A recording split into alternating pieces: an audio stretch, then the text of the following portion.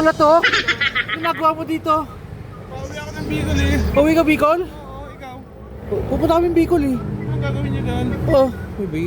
Business transaction. Dito pa tayo nagkatagpo. Ba't kilala mo to? Oo. Ah. Eh, paano yan? Ibang salita. Hindi, sakay ako. Hello sir. Saan papunta mo? Ba't Nandito ka. galing mo ng Laguna? Mamamasyal ka na. Syempre sa pasyal eh. Kasama mo pa ako ha. Mabuting nila lang tayo.